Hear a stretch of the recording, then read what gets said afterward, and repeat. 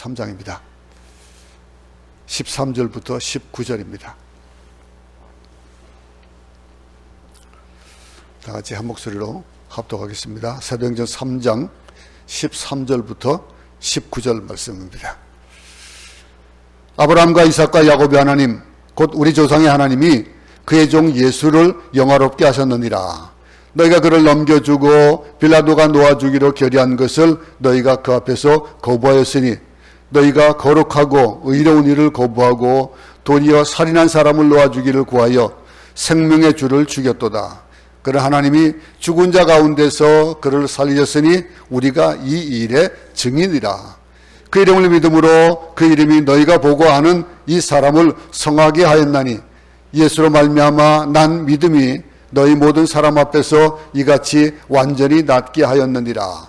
형제들아, 너희가 알지 못하여서 그리하였으며 너희 관리들도 그리한 줄 아노라. 그러나 하나님이 모든 선자의 입을 통하여 자기의 그리스도께서 고난받으실 이 일을 미리 알게 하신 것을 이와 같이 이루셨느니라. 그러므로 너희가 회개하고 돌이켜 너희 죄 없이함을 받으라. 이같이 하면 새롭게 되는 날이 주 앞으로부터 이를 것이요. 아멘. 지난 주일날 우리는 베드로의 간증을 그러면서 이 간증이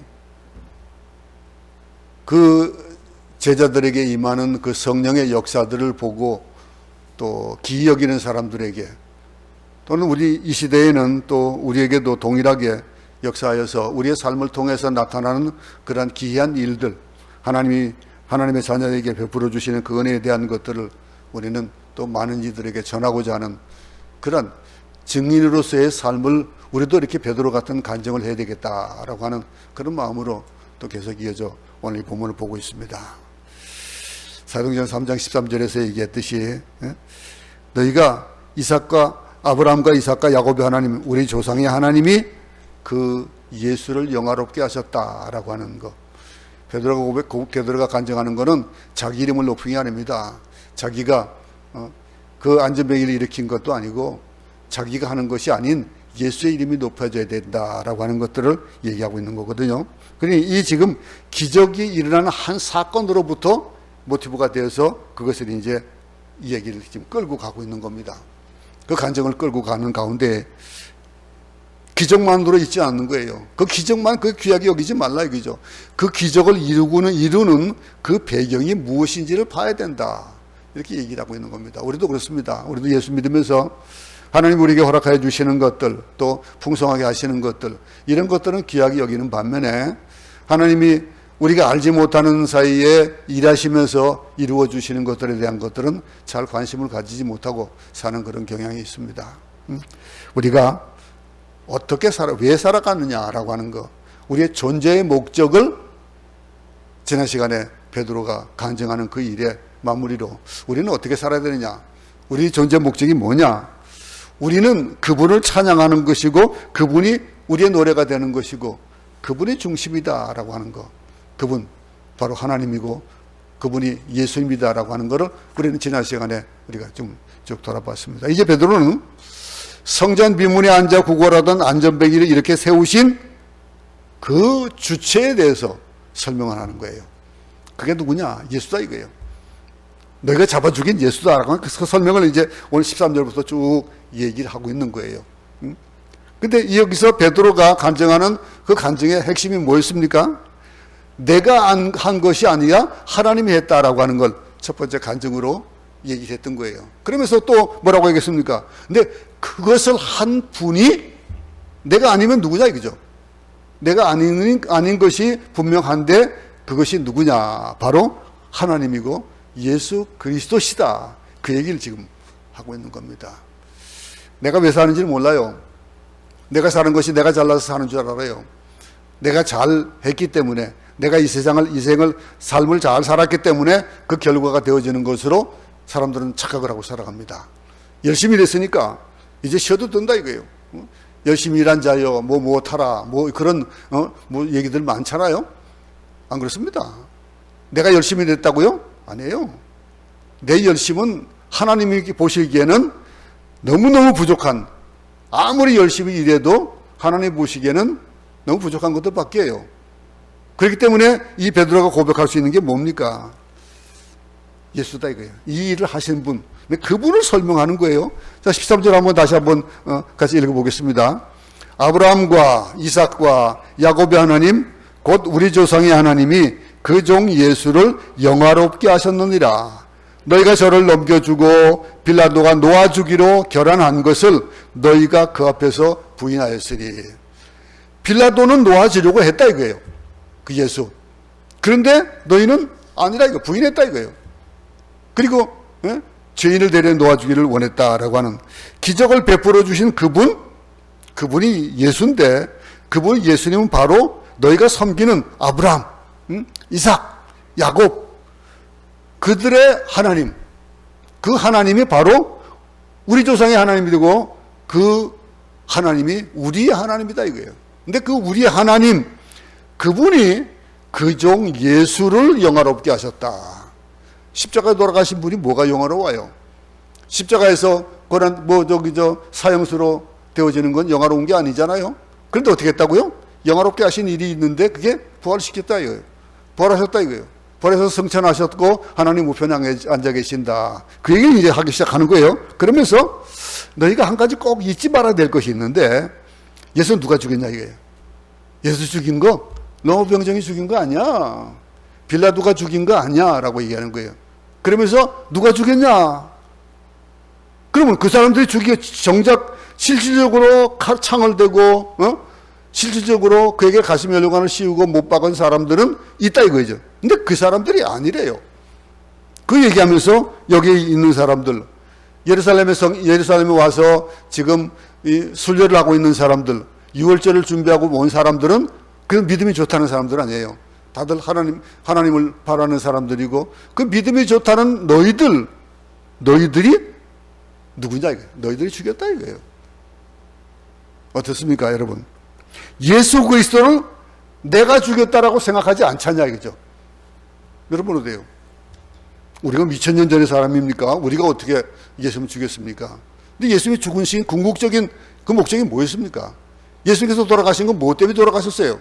우리의 죄 때문에 돌아가신 거예요. 그렇다면 뭐예요? 내가 죽였다는 거예요. 이 베드로가 지금 그 얘기하고 있는 겁니다. 이 장의 메시지가 뭡니까? 바로 이 예수 그리스도를 바로 내가 죽였다. 바로 너희가 죽였다.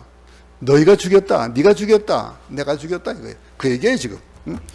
그 사실을 인정할 때, 그럴 때에 어떻게 될까요? 우리는 부담이 되지 않겠어요? 충격이 오지 않겠어요? 하나님이 나를 위해서, 예수께서 나를 위해서 십자가 돌아가셨는데 그럼 나는 뭐냐 이거죠. 그럼 나는 뭐냐 이거죠. 양심 있는 사람이라면은 거기에 대한 얘기를 하지 않겠어요? 그 충격받지 않겠어요? 그러면서 베드로가 예수 그리스도를 단순히 그냥 소개하는 데 그치지 않고 그 예수를 너희가 죽였다 이거예요. 지금 그 얘기를 하는 거예요. 그게 13절과 14절에서 얘기하고 있는 겁니다. 보세요. 우리가 사실은 이 소리를 들어야 되는 거예요. 근데 우리는 전혀 생각하지 않잖아요. 내가 2000년 전 사람도 아닌데 어떻게 내가 죽였냐 이거예요. 그러면서 매일 이 사도행전 고백하면서 뭐랍니까? 빌라도에게 고난을 받으시고 그러잖아요. 근데 실질적으로는 내가 죽였다는 거예요. 예수는 내가 죽인 겁니다. 그때야 비로소 내가 내 죄 때문에 예수님이 돌아가셨다라고 하는 것이 인정되어질 때에, 그때에 우리에게 구원이 있는 거라는 거예요. 그 얘기를 한 거예요 지금. 예수님이 나하고 상관이 없다? 구원과 상관이 없다는 거예요. 내 구원이 어떻게 그 상관이 그렇게 되느냐. 십자가에 돌아가시게 한 것이 난데 그걸 인정하지 않으면 그 구원도 나하고는 상관이 없는 거잖아요. 안 그렇습니까? 왜냐하면 예수님이 너를 위해서 돌아가셨다라고 하셨으니까, 아니 나 때문에 돌아가신 거 아니에요 라고 하면 그걸 부인하는 거잖아요. 그럼 예수를 부인하는 거거든요. 그러니 베드로가 예수님을 똑똑하게 지금 소개하고 있는 구절이 뭐예요? 15절 보세요. 다 같이 15절 봅시다. 생명의 주를 뭐했도다? 죽였도다. 그러나 하나님이 죽은 자 가운데서 살리셨으니 우리가 이 일의 증인이다. 베드로가 지금 고백하고 있는 거예요. 즉 너희가 예수를 죽였지만은 그는 무덤에 갇힌 것이 아니다 이거예요. 죽음으로 끝난 것이 아니다 이거예요. 사망 모세를 깨뜨리고 다시 살아났다 이거예요. 너가 예수를 죽였지만은 하나님이 그를 다시 살리셨고 우리가 그 일을 목격했다 이거예요. 실질적으로 목격한 베드로, 그 말이 얼마나 사실에 입각한 것이고 얼마나 확실한 겁니까?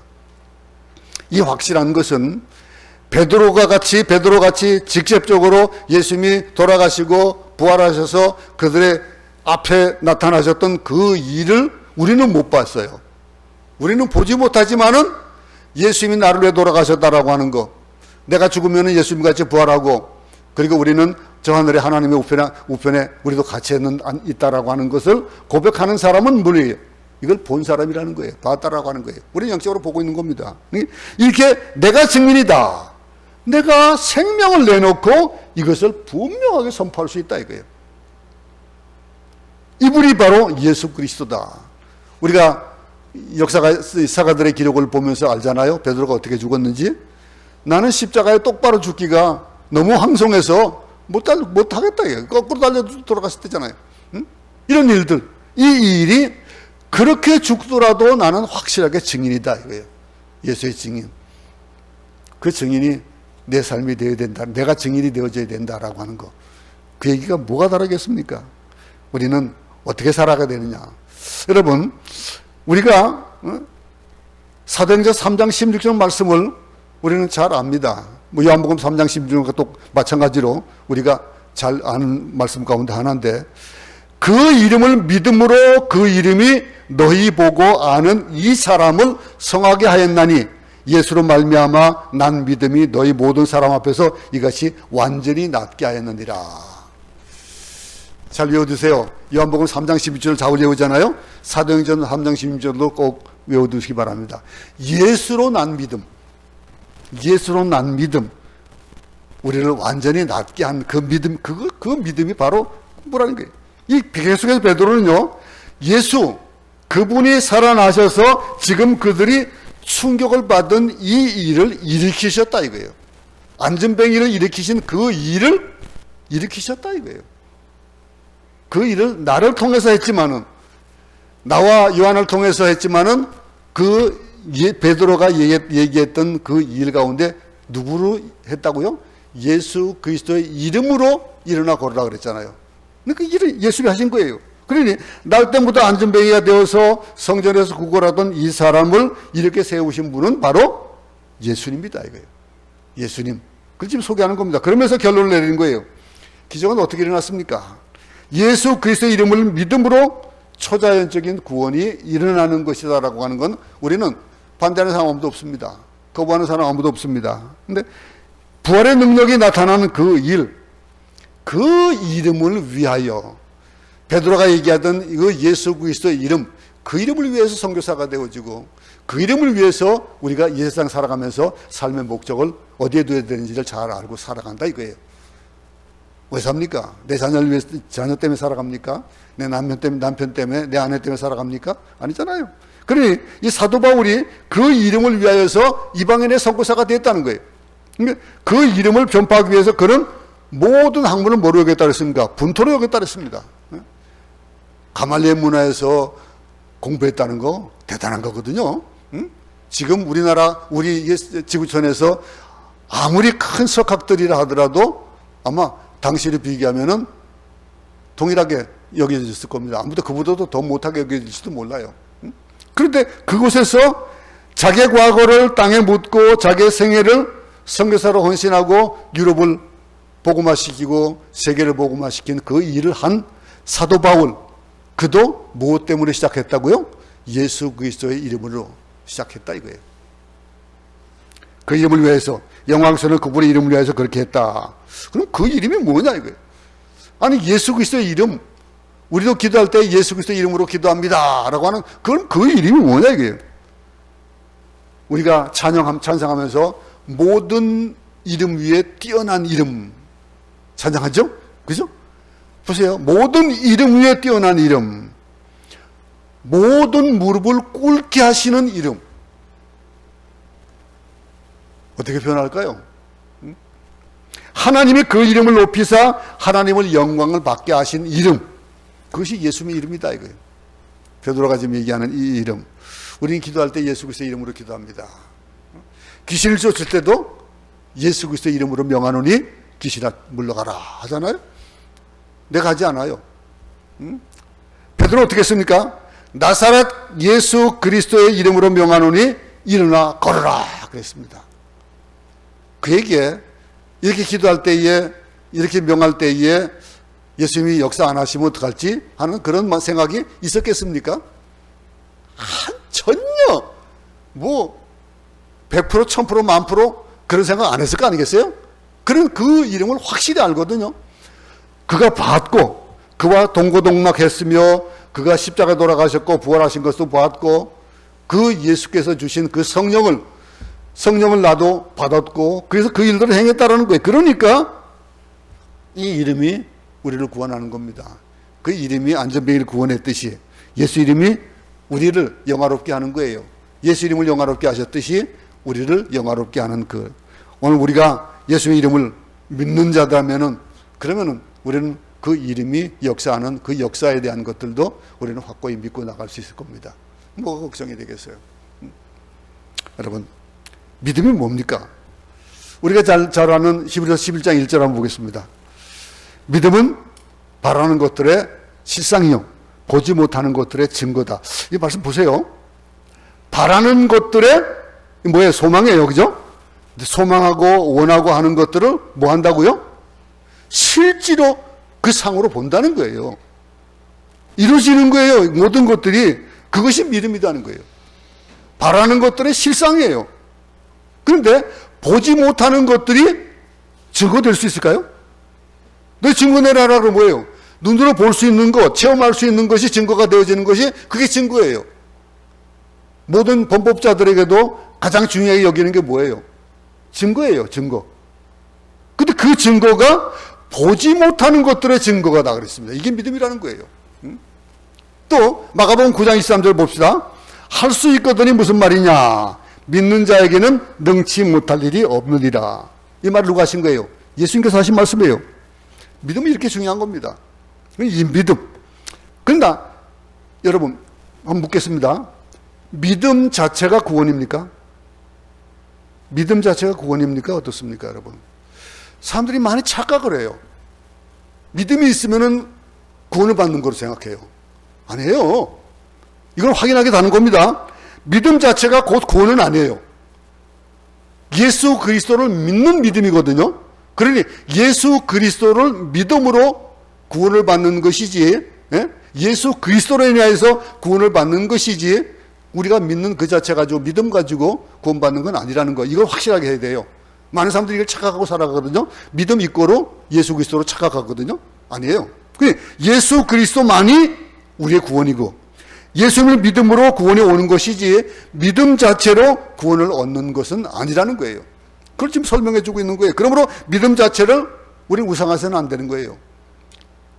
많은 그런 이단들이 지금 성행하잖아요. 그런데 그들의 믿음 보세요. 얼마나 확고한 믿음을 가지고 있습니까? 정말로 이해가 안 가잖아요. 도무지 이해가 안 가는 정명석에 대한 얘기가 요즘 무슨 시자가 돼가지고 굉장히 막 난리 버리잖아요. 근데 나 그 이해가 안 가는 것이 어떻게 저럴 수 있을까? 그 믿음이라는 거, 그것이 되어지는 것이 아니고 믿음 속에 무엇을 믿느냐? 그 안에 예수 그리스도를 믿는 그 믿음. 많은 사람이 믿음에 대해서 얘기합니다. 믿으면 된다. 믿으면 돼. 적극적으로 하면 돼. 라고 하는 거. 근데 그것이 올바른 믿음에 대한 것들을 잘 모르는 그런 예수 그리스도가 아닌, 중요한 것이 그게 아니거든요. 그 믿음이 누구로부터 온 것이냐? 즉 나로부터 온 것이냐? 아니면은 예수님께로부터 나온 믿음이냐? 성령이 우리에게 주시는 그 믿음이냐? 그걸 따져봐야 돼요. 우리는 감정으로 예수를 믿을 때가 있습니다. 많은 사람들이 막 그냥 뜨거워지는 그런 감정 때문에 예수 믿는다라고 고백하는 경우가 많은데, 그렇지 않은 경우가 얼마나 많은지 몰라요. 감정으로. 찬양 부르잖아요? 여러분, 찬양 부르면은요, 유행가 부르면서도 눈물을 흘릴 수 있어요. 유행가 부르면서 얼마나, 가곡 들으면서 얼마나 눈물, 우리가 고향에 대한 가곡 딱 들으면은요, 한번 요즘이야 이렇게 우리 한국 사람들도 있고 뭐 그렇지만은 저희 처음 왔을 때는 아무도 없었어요. 저희 지방, 저희 시골에 한국 사람 어디서 쳐다볼 수도 없었거든요. 그럴 때에 집안에서 비 올 때에 가곡 한번 틀어놓고 보세요. 얼마나 눈물 나는지 몰라요. 고향이 그리워지고요. 그 감정? 그것으로 믿음이라고 볼 수는 없는 거거든요. 근데 사람들이 감정 때문에 막 열심히 기도하니까 막 땀이 나고 막 그냥 뭐 그렇거든요. 그러다 보니까 자연히 난 믿음 좋은가 봐. 사람들은 적극적인 사고방식을 요구하죠. 해라 이거. 하면 된다 이거예요. 해라 이거예요. 능치 못한 일이 없다고 했잖냐. 하면 된다 이거예요. 자꾸 체면을 거는 거예요. 그러면서 하루에 100번씩 외워라. 여러분 신부들이 고해성사하고 나면은 하는 일들이 있잖아요. 무슨 주기도문을 몇 번 외우세요. 사도신경을 외우세요. 무슨 거기에 또 여러 가지 신경에 대한 것들을 외우세요 하는 그런 것들이 죄의 해결 방법으로 회개 해결 방법으로 얘기해 주는 그런 것들이 있는데 그런 것도 가지고 되는 겁니까? 그거는 아니에요. 여러분 계속 내대인다고 되는 것이 아니고 그 진정한 믿음은 바로 예수 그리스도로부터 온다. 그 일의 시작은 예수를 내가 죽였다라고 하는 것이 믿어질 때부터 온다는 거예요. 예수를 믿는 거. 진정한 믿음. 예수부터 난 믿음은 그러니까 뭘 일으켜요? 기적을 일으키는 거예요. 예수 그리스도로부터 난 믿음은 그러니까 생산적인 거예요. 예수 그리스도로부터 난 그런 믿음은 안 되는 것도 되게 하고 있게 하는 것, 없게 하는 것도 있게 하는, 없는 것도 있게 하는 것, 그런 것으로 변화가는 거예요. 그것이 예수 그리스도의 이름의 그 능력이에요. 그 힘이에요. 베드로는 지금 여기서 예수로부터 난 믿음이 이 사람을 완전히 낫게 했다. 이 얘기하고 있는 거예요, 지금요. 이 사람이 나은 거 얼마나 귀한 겁니까? 도무지 이해가 안 가잖아요. 어떤 의학적인 것들도 이해가 될 수 없고 그냥 말 한마디 했는데 그냥 벌떡 일어났으니 그가 그냥 지금까지 평생 나면서부터 그냥 일어날 줄 모르고 일어날 수 있는데 일어날 줄 모르고 그냥 앉아있던 그런 사람은 아니잖아요. 이해가 안 되는 것인데 바로 이 이름, 예수 그리스도의 이름, 이 이름 얘기하다 보니까 어떻게 하는 거예요? 베드로가 너희들 이 능력 갖고 싶지 않아? 그 얘기잖아요 지금. 이어서 우리 마가복음 말씀 보겠습니다. 마가복음 16장 17절 18절 한번 보겠습니다. 다 같이 한 목소리로 읽겠습니다. 시작. 믿는 자들에게는 이런 표적이 따르리니 곧 너희가 내 이름으로 귀신을 쫓아내며 새 방언을 말하며 뱀을 집으며 무슨 독을 마실지라도 해를 받지 아니하며 병든 자에게 손을 얹은즉 나으리라. 오늘 예수 그리스도의 그 이름의 축복이 여러분 모두에게 있기 바랍니다. 이 이름, 예수의 이름의 능력으로 우리가 나가서 귀신을 쫓을 수 있다는 거예요. 예수의 이름으로 누구든지 이 일을 할 수 있다는 거예요. 예수 그리스도를 믿음으로 말미암아 이 예수의 이름을 소유하는 것, 이게 능력이 되어진다. 이 베드로는 지금 이런 고백을 지금 하고 있는 겁니다. 그것이 그 당시의 사람에게만 하고 있는 것이 아니고 오늘날 우리에게도 동일하게 말씀하고 있는 거예요. 그러니 진정한 믿음이라는 것은 확실히 알아라 이거예요. 그거는 네가 만드는 것이 아니고 바로 예수로부터 온다. 그 능력. 베드로의 간증을 통해서 우리가 우리의 삶에 몇 가지 적응할 것을 몇 가지 이제 살펴보겠습니다. 여러분, 하나님은 무엇을 일으키는 분이라고요? 기적을 일으키는 분이다라고 하는 거예요. 그거를 기적의 중심이 하나님이다라고 하는 걸 얘기했어요. 하나님 침묵하시는 분이 아닙니다. 안 보이니까 안 보이는 것으로 그냥 끝나는 것이 아니에요. 계속해서 말씀하시는 분이에요.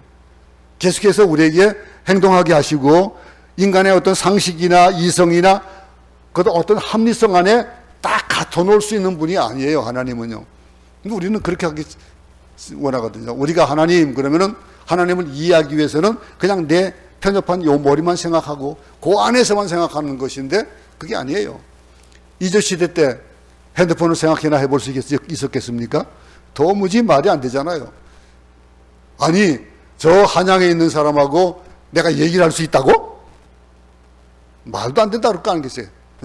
지금 이 시대에 그 사람들이 와가지고 만약에 놀란다면 얼마나 놀랐겠습니까? 근데 하나님의 역사가 때로는 인간의 원리대로 되어지지 않아요.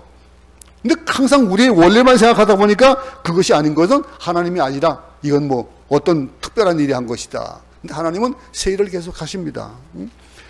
언제나 새 일을 하시는 거예요. 새로운 기적을 베풀어 주시고 하나님은 제한이 없으신 분이에요. 여러분, 하나님은요, 안전뱅이를 일으킬 수도 있고 우리를 변화시킬 수도 있는 거예요. 변화시킨다라고 하는 거.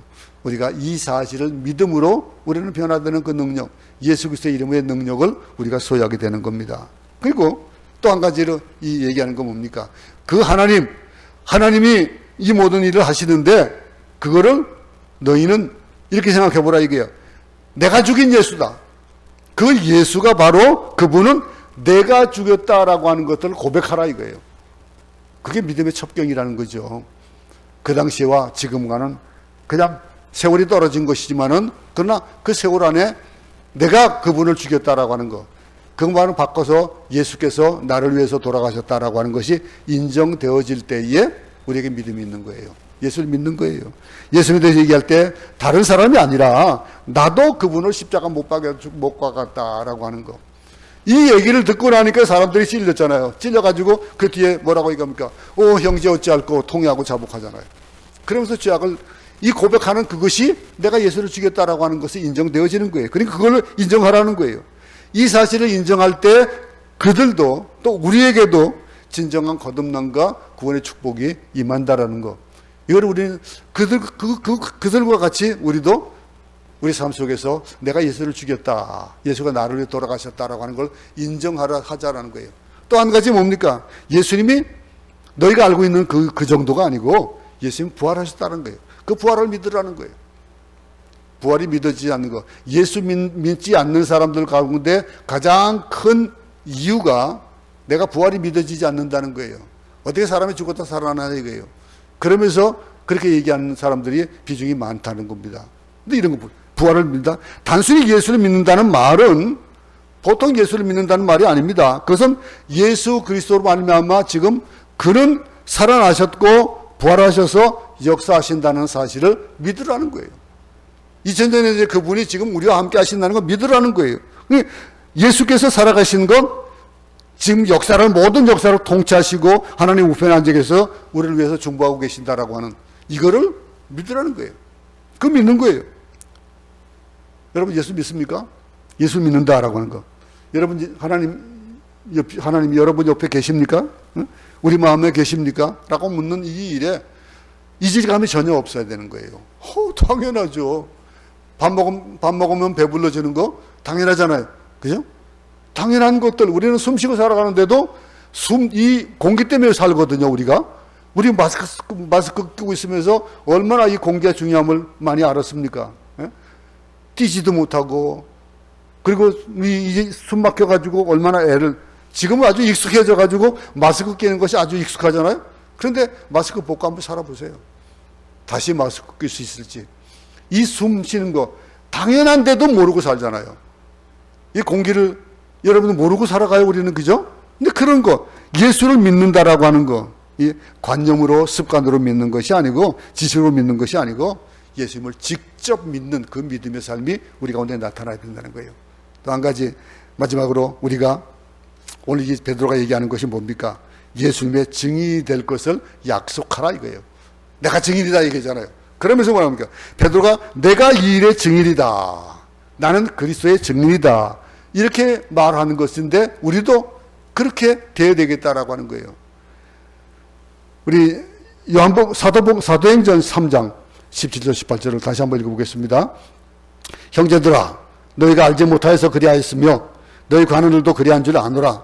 그러나 하나님이 모든 선자 입을 의탁하사 자기의 그리스도에 해받으실 일을 미리 알게 하신 것을 이와 같이 이르셨느니라. 이 말이 뭐예요? 너희들이 빌라도에게 예수를 죽이라고 했고 이렇게 너희들이 십자가에 못 박았는데 그걸 너희 지금 잘 알지 못했으니까 이제라도 알으라는 거예요.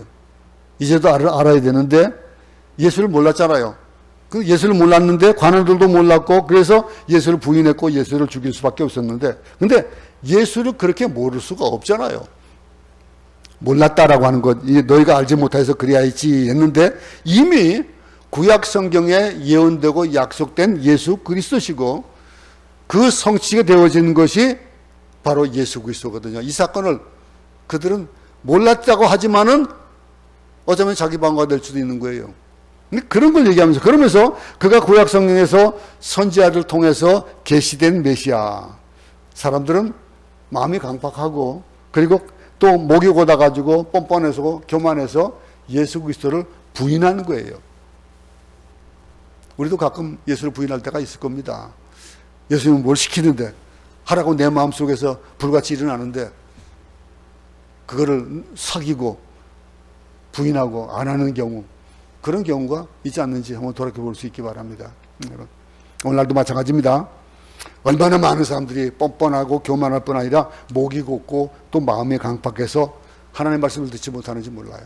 듣고 있는데도 불구하고 그것을 자기 것으로 나를 부른 것이라고 생각하지 않고 그냥 있는 수도 있다는 거예요. 누구야? 라고 불러요. 자, 보세요. 여기 권사님 두 분 계십니다. 권사님 부르면 제가 누굴 불렀습니까? 누굴 불렀어요? 그런데 거기에 준비되어져 있고 그 부르심에, 하나님의 부르심에 대해서 확실하게 준비되어져 있는 사람이라면은, 영적으로 깨어 있는 사람이라면은 당연히 뭐가 나와야 돼요? 예, 나와야 돼요. 제 아내가 여기 있다 싶시다. 우리 여집사님 여기 있는데, 그러면 우리 김집사가 허니 하고 불렀어요. 그러면 당연히 얼굴 보니까 남편이잖아요. 남편이 어떻게 할까요? 당연히 여집사가 예 그러겠죠. 그죠? 그런데 다른 사람이 예 하면 뭐야 저 사람, 안 그렇겠어요? 근데 우리는 누구예요? 예수가 누구예요? 예수가 나의 구원자인데 예수님께서 영호야 부르는데 그냥 딴짓하는 거예요. 누구 부르시지? 얼마나 뻔뻔한지 몰라요. 성경에서 말씀하시는데, 우리 기도하는 중에 또 하나님 말씀하시는데 그 음성을 못 들은 척 귀를 막고 살아가요. 성경 보면요, 우리 마음이 녹아지기 시작합니다. 마음이 녹는 거예요. 근데 하나님이 창세전부터 예배하셨던 예수 그리스도가 계셨다. 그분이 살아계시면서 공생의 역사를 하시고, 그리고 3년 만에 십자가에 돌아가시고 부활하셨고 하셨다. 그럼 가슴이 뜨거워져야 되죠. 그분이 왜 죽었냐? 유대인들을 위해서 죽었다. 유대인 때문에 죽었다. 거기와 내가 예수를 죽였다라고 하는 것과, 내가 예수를 죽였다, 예수께서 나를 위해 돌아가셨다라고 한다면 어떻게 될까요? 마음이 뜨거워지고 거기에 회개가 되지 않겠어요? 그걸 얘기하는 거예요 지금요. 예수가 그렇게 믿어지지 않아서 성경을 막 찢어버리고 목사님께 도전하고 반항하고 욕을 하던 사람이 예수를 알고 나니까, 예수를 믿고 나니까 얼마나 부끄러울까요? 에? 그 부끄러워가지고 막 그냥 뭐 성령이 강타하니까 예수님 목사님 앞에 와가지고 막 통곡하고 했다는 얘기가 있잖아요. 그게 이해가 되어지잖아요? 아직도 우리는 나를 부르시는데 그 부르심이 내 옆에 사람, 나 누구를 부르는 걸로 착각하고 있는지 않는지, 또 부르심에 대해서 우리가 그냥 한쪽 귀를 듣고 한쪽 귀를 흘리고 있지 않는지. 여러분, 아이들 조심하세요. 아이들이 어른들 얘기할 때에 아이들이 얘기를 해요. 그러면 뭐라고 얘기합니까? 지금 엄마 아빠 지금 얘기하고 있지, 그지? 그러니까 얘기 끝나면 얘기하자? 아니에요. 그러면 안 되는 거예요. 얘기를 하다가 멈추고, 어른들 얘기를 멈추고 아이들의 얘기를 들어줘야 돼요. 그 들어줌으로 인해서 그 아이가 어느 때라도 나는 우리 엄마 아빠에게 얘기하고 나와 소통이 되어진다는 것이 그의 삶 가운데 느껴져야지 자랐을 때에 그가 바르게 살아갈 수 있는 거예요. 그런데 거절받잖아요? 그러면은 하나님께도 마찬가지가 되어져요. 하나님 기도하는데 하나님 들어주실까? 그것과 내가 언제라도 얘기하면 하나님 들어주실 것이다라고 하는 것 한번 비교해 볼 수 있지 않겠어요? 자녀들과 우리를 비교해 보면은 저는 그렇게 생각을 해요. 여러분은 그걸 뭐 수긍할지 안 할지 모르겠습니다. 근데 저는 제가 아이를 키운다면은, 지금 이제 다시 아이를 키운다면은 난 그렇게 한다 이거예요. 그래서 어떻게 하든지 뭘 하다가도 우리 손주가 뭐를 얘기하면은 그냥 들어주려고 그래요. 그렇게 얘기하면 돼요. 지난번에 딸내가 조선에 한번 갔을 때 서산에 가가지고 얘기하는데 귀한 얘기를 하고 있는데, 기난 얘기를 하고 있는데, 아니 손자가 와가지고 막 그냥 뭐 할아버지 얘기하는 거예요. 그러면 다 들어줘요. 아무것도 안 있는 것 같은데, 근데 어떻게 보면 아무것도 아닌 때가 아니더라고요. 왜 이렇게 영특하지? 얘가 이런 걸 생각해? 라고 하는 거. 그럼 거기서 지혜를 얻을 수 있는 거예요. 여러분, 하나님께서 우리에게 말씀하실 때에 하나님의 말씀이 내 말씀이라고 듣는 사람과 듣지 않았다가 나중에 나를 향하신 말씀이다라고 깨닫게 되면 회개하는 그 회개가 어떨까요? 회개하기 전에 미리 들어야 되지 않을까요? 영혼이 무너지기 시작한다. 그 일들. 여러분들의 영혼이 그렇게 무너졌으면 좋겠어요. 우리의 영혼이 그랬으면 좋겠어요. 당나라던 영혼이 솜같이 부드러워지고, 응? 하나님을 향한 그 사랑이 뜨거워지고, 하나님 앞에서 겸손하고 온유하고 감사하고 찬양하는 그런 영혼들이 되었으면 얼마나 좋겠냐라고 하는 거예요.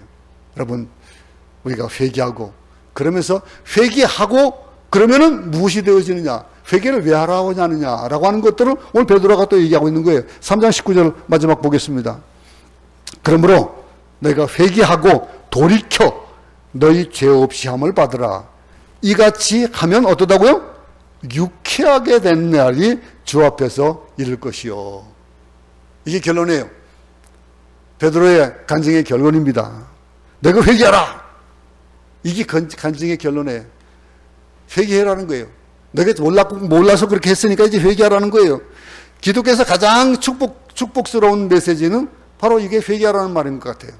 회개하라. 천국이 가까웠느냐. 그러므로 너희는 회개하라. 회개하라는 말은 나쁜 말 같습니까? 아니에요. 제가 매번 얘기하지만은 우리가 예배 드릴 때에 예배 전에 고백 기도를 드리는 이유가 뭡니까? 하나님 앞에 어떻게든지 내가 거룩한 산재물이 되었으면 좋겠다라고 하는 거. 그게 회개를 하잖아요? 그 회개하고 나면 어떻습니까? 회개를 하고 나니까, 그러고 나니까 내가 거룩하게 온전하게 예배를 드리려고 하니까 그 예배를 드림으로 말미암아 하나님으로부터 오는 그 평강이 내 것이 되어지고, 유쾌하게 되어지는 거예요. 이 회개하라는 말을 나쁘게 들으면 안 돼요. 오히려 축복의 소리입니다. 어떤 사람이 이 말을 들으면은 얼마나 기분 나쁘게 여기는지 몰라요. 아, 내가 뭘 잘못했다고? 무슨 도둑놈 취급하는 거야? 왜 기독교는 자꾸 회개하라고 그래? 응? 그렇게 이 회개하라는 말은 이 축복입니다. 회개 뭡니까? 돌아간다는 거예요. 돌이키는 거예요. 돌이키는 것. 응? 회개의 결론은 뭡니까? 그 돌이킴으로 인해서 뭘 받는 거예요? 죄 사함을 받는 거예요. 죄로 인해서 죽을 수밖에 없지만은 그 사함을 받으니까 영생을 얻게 되고 하늘나라가 내 것이 되어지는 거예요. 바로 죄사함 받는 것. 죄인에게 있어서 가장 심각하고 가장 시급하고 가장 본질적인 얘기가 뭡니까? 응? 죄를 사함을 받는 거예요. 응? 여러분, 시집장가가고 공부하고 사업하는 거 중요하죠. 그러나 회개가 없이 그 일들은 우리에게는 아무 소용이 없다는 거예요. 아무 가치가 없다는 거예요. 그 죄악 가운데 있으면서 그런 일 뭐가 중요합니까? 내가 죄로부터 자유해진다는 것이 없으면은, 죄로부터 자유함이 없으면은 이것이 무슨 소용이냐 이거죠. 베드로의 얘기를 들어보세요. 죄사함 받게 되기 바랍니다. 예수 그리스도 안에서 거듭나게 된다는 거, 죄사함 받게 된다는 거, 회개함으로 말미암아 목이 고고 뻣뻣하고 교만한 영혼들이 회개하고 돌이킨다라고 하는 거. 그래서 죄사함을 받는다고 하는 거. 그러면은 오늘 이 멋있는 말 같아요.